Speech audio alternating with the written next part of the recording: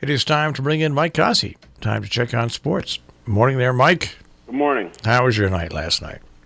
It was good. I had to go to school for a baseball meeting, but everything's good. I went to bed early. I wasn't feeling well. Came down with something, That's not good. I feel much better this morning.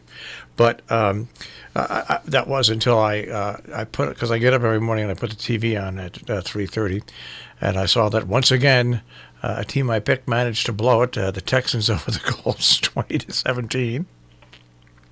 Yeah, I saw that this morning too. Well, it doesn't look like an exciting game, but anyways, the Texans. I think the Colts are pretty much toast now. The Texans will have a 2-game lead on them. They're one game behind. That's all. No, two after last night, I think. They're 2 now. Yeah, 2 games behind, and there's not that many left, really, when you look at it. I mean, for the 5-6 weeks left, something like that. For the Giants, it seems like there's eternity left. But for any team that's got a winning record, there's not that much left. Yeah, the Giants are on the road that never ends. That's right. Now the Texans are only 1 game ahead of the Colts. The Colts are 6-5, and the Texans are 7-4. Okay. It's only 1 game. 1 game. All right. With 5 weeks to go. So where do we stand with? I forget. I don't want to. You're 34-23, and I'm 43-14. All right, here's my picks. Are you ready? I got mine written down. I'm taking the Steelers over the Bengals. Me too. Okay. My next pick is the Raiders over the Jets. Not me. Okay. Well, that's what I put down. And my third pick of the day is the Browns over the Dolphins. Well, I had that written down, and I crossed it out because they're 2 sad sack teams. I can't pick one sad sack against the other, no matter how bad Miami is. I went with Cleveland because they're the home team. Well, I went with Pittsburgh like you did. Okay. I took New Orleans over Carolina. That's a good pick. I was thinking about that one, yeah. I took New England over Dallas. Did you see what Tom Brady said about Dallas? Dallas is going to get a beating Sunday. But did you hear what he said about them? Yep. He's hated them since the womb. Since he was a kid. Since he was in the womb. Mm-hmm. That's not very Tom Brady-ish like. Well, I guess I don't recall Dallas ever playing New England. This might be the only time. So I think they're going to lay a beating on the Cowboys.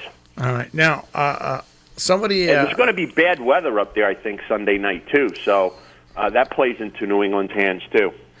All right. Now, I've got Clara Lenfest, who watches this on our Facebook Live broadcast, asked this question. I know the answer to it. She wants to know if you know the answer to it. Who was the oldest active NFL football player? Wasn't it George Blanda? Bingo. That's what I said. That's when you can never, if you followed football for a long period of time, you just know George Blanda. I think the guy was 700 years old when he was kicking it. But you know what? What was Blanda when he finished playing? 45? I thought he was 47. Well, how old is Brady? Brady's 42. That's all? Yeah, but here's Brady. I mean, I remember when I was a kid and Blanda played, he was like an old man. Yeah. Brady's not an old man. Well, different lifestyles. Oh, I'm sure. I mean, Blanda probably smoked 2 packs of cigarettes a day. Now, guess who's right behind Blanda, though? This is really going to freak you out because I didn't realize this. Who's behind Blanda? For being the next oldest player, really, in the NFL. Oh. And he's still playing. It's got to be the kicker that used to kick for the Giants. It's on the Falcons. Nope. Adam Vinatieri. He's close. It was a kicker. He's going to be 46 in December. That guy that used to kick for the Giants is pretty old too. Yeah, but Vinatieri, no wonder these guys don't try to make tackles. Their bones are brittle. But there's a big difference between Vinatieri and them guys and Blanda and Brady. Yeah, I always remembered Lou Groza being an old player, kicker for the Cleveland Browns. But now who you're thinking? I'm looking down the list here. The 10 oldest kickers in the NFL. I'll see if he's there. Gary Anderson's in the list, but he's not there. No, I know who you're talking about. He was are you? Oh God. Whoever the kicker is for the Falcons now, I'm pretty sure he's on the Falcons. Yeah. Hey, you know who died yesterday? Well, I know that the guy who invited the Burton that invented the Burton surfboards died. No, I don't know who that guy is. All right. We're talking sports. Surfing is not a sport. That's another hobby. Fred Cox. Remember Fred Cox, the kicker from the Vikings? Absolutely. You know what I didn't know about him? What? He invented the Nerf football. Well, good for him. Everybody had a Nerf football. Everybody. Fred Cox, he invented the Nerf football. He passed away yesterday. I think he was 80 years old. Straight on kicker. Yeah, with the one bar. Yeah. And he's a guy that used to go in and make tackles. Yeah. I think even a water boy on the Vikings at that time made tackles. Well, also, everybody made tackles. I mean, if you look back at the kickers, George Blanda, even though he was a quarterback beforehand, he was no small guy. Most of those kickers back then, Pat Summerall was the kicker. I mean... That's going ahead of me. No, Pat but Summerall was calling games when I was a kid. Lou Groza, and remember that guy, Tom Dempsey, who had the square toe because of his foot? He didn't tackle anybody. He couldn't walk. But he could kick the football. He could kick because he had the sledgehammer foot. That's right. Unbelievable. Oh, gosh. All right, so we did our foot. Anything else to talk about? Yes, hockey. Okay. I did a little homework last night. Right. Not a lot, a little bit. Islanders won 5 in a row.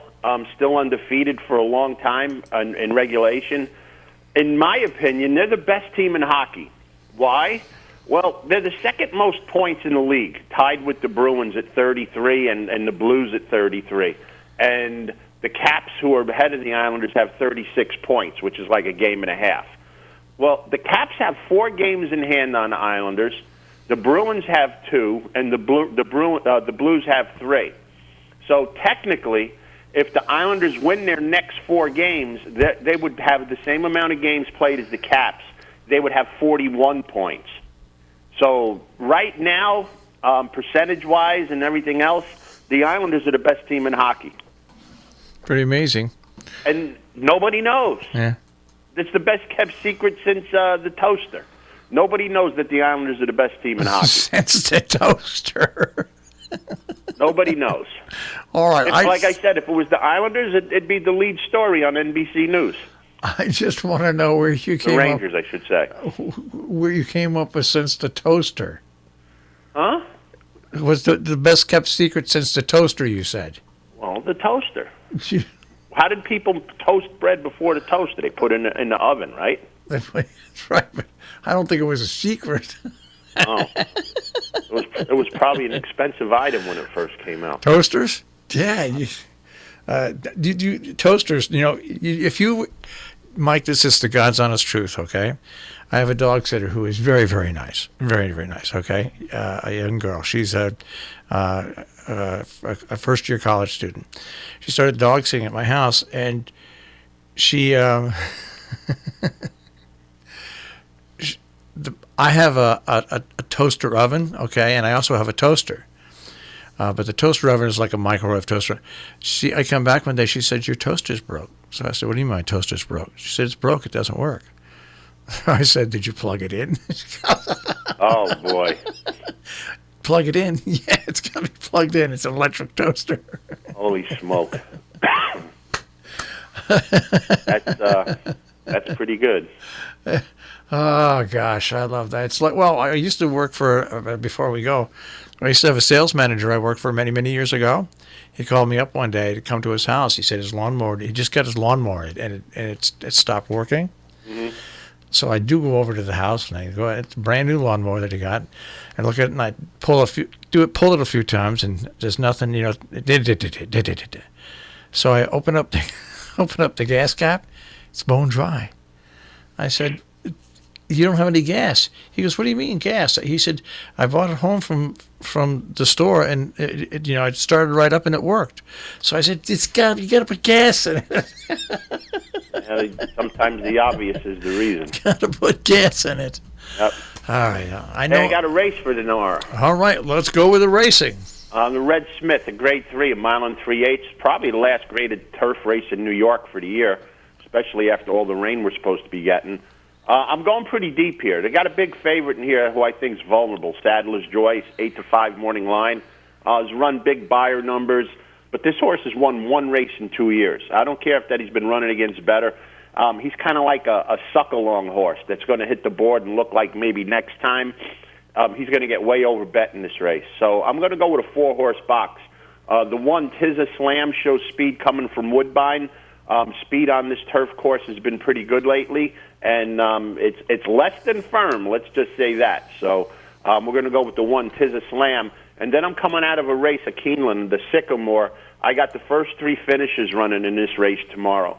The 3-horse Nakamura, the 4-horse Marzo, and the 10-horse Postulation. All 3 of these horses are 10-1 or better, Postulation being 20-1. Big number day tomorrow at Aqueduct I'm seeing in this race. Ditch the favorite. Box the 1, 10, 4, 3, and I think you'll have some nice turkey money for Thursday. All right. Just don't bet it on the Jets. Okay. All right. Hey, I'll speak to you on Monday. Have a good weekend. Thank you, guys. You too. Take care, Mike. Mike Cozzi with Check On Sports this morning here on The Breakfast Club.